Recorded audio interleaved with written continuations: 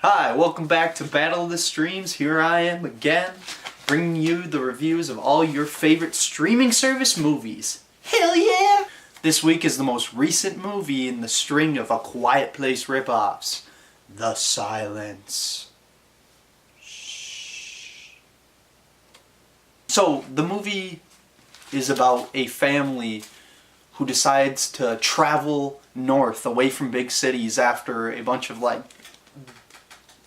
bat-like creatures swarm into big cities to eat people, I guess? I'm not sure. It's not really explained. As for the cast, there's Kiernan Shipka, who also stars in the new Chilling Adventures of Sabrina on Netflix, the Sabrina the Teenage Witch, the show that they do a darker take on that story. Haven't watched it yet, but I've heard good things. And Stanley Tucci are great in the movie, like I said, when they're not being weighed down by a total crap script. There's also Miranda Otto as the mother in a supporting role, and then various other forgettable cast members. Let me talk about these bat creatures again. These things are absolutely insane. So, I explained they're they're basically like a naked mole rat without eyes and with wings. They fly around in swarms and attack anything that makes noise. Like I said earlier, never explained why. Apparently they were trapped in a rock. A giant rock, it looks like? That's the beginning of the movie. They're trapped in it. Somebody breaks into a rock, and a bunch of these creatures fly out by the millions. And apparently they've been mutated from years of darkness or some BS. And apparently they didn't just die in that cave. They turned into giant man-eating creatures. Fantastic. It begins with a ridiculous voiceover exposition from the main character, who is supposedly deaf, but can speak absolutely perfectly, which is possible with people with disabilities such as deafness, but it's just not very common. What is with this trend in Hollywood of giving us characters with disabilities, but these characters have the least severe form of that disability? I'm looking at you, the accountant. It's just silly, and honestly, I think there would be more creative opportunities storytelling-wise if they gave us a character that has more things holding them back. There's no situations in this movie where the main character is actually held back by her deafness. It's actually quite absurd. It seems redundant to give the character that trait and then not use it for any storytelling purposes. It's honestly just a waste. So she's deaf, but she can read lips perfectly? So it causes the other characters to never have to do sign language ever in the movie. They just speak to her normally. I honestly forget halfway through the movie that she's even deaf. They find out that they need to be quiet at a certain point in the movie to avoid these creatures, and yet it seems like every chance they get, they're just talking. It doesn't seem like they're that careful. I don't know why that is. The director went out of his way to make these people feel really dumb. This is one of those movies where you're constantly saying to the characters, "Oh no, don't do that. Oh, please don't. No, you're so dumb. Oh my God." And that's something that I thought was gone in the writing of Hollywood movies nowadays. When I go to the theater, I recently saw the new Hellboy movie, and oh my God, it was poorly written, but I wasn't constantly saying to the characters, "Oh my gosh," that's when, even in bad movies nowadays, it's not the standard. You don't have characters like that anymore. People just generally dislike that. And this is one of those movies where you're constantly like, "Oh no."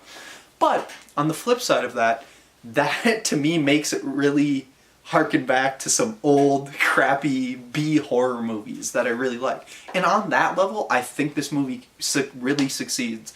It is truly one of those B horror movies that should be on something like Netflix. This shouldn't get a theatrical release. It deserves to be on Netflix. Let me talk about this family in the apocalypse.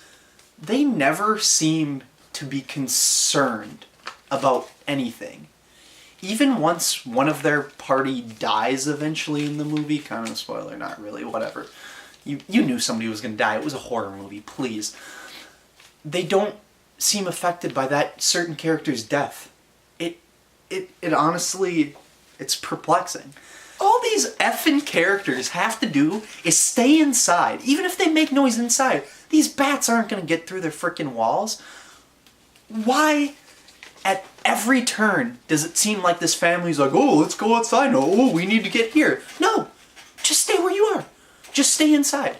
There never seems to be a logical reason why this family wants to go outside and move constantly and risk being killed on a regular basis. Or they go outside just to test things. It's like, why are you risking your life just to test things? Just stay inside and you'll be fine. Damn. The family dog in the movie barks for half the movie. I thought this was a movie about being quiet. I had to turn the volume down. This is the least quiet movie I've ever seen. It's actually really annoying. At one point in the movie, a cult is introduced. I know, great. Apocalypse, cult.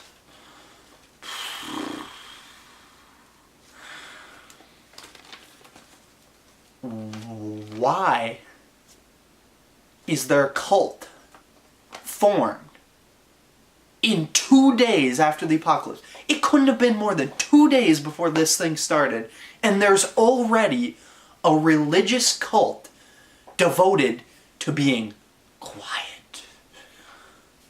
2 days? 2 damn days? Honestly, the dialogue in this movie at times is quite atrocious.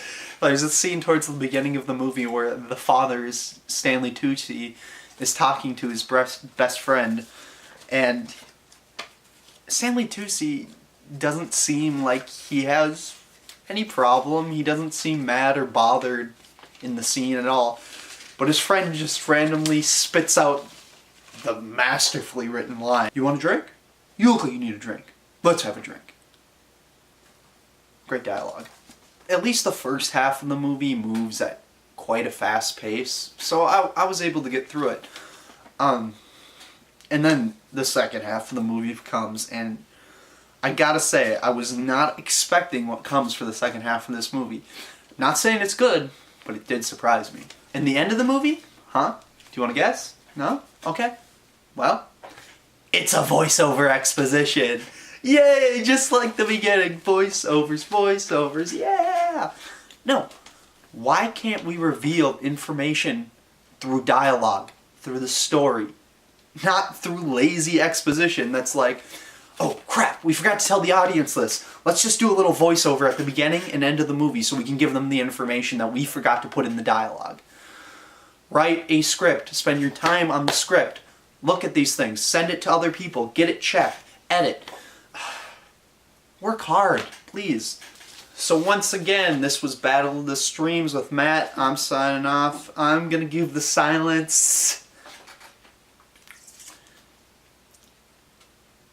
2 out of 4 stars. Just because I believe, even though this movie has tons of problems, I think this is a really good late night fun monster movie that you can put on with a couple of friends, make fun of, throw back a few, and just bond. I'm signing off. Make sure you like, subscribe, comment, and all that other crap. See ya.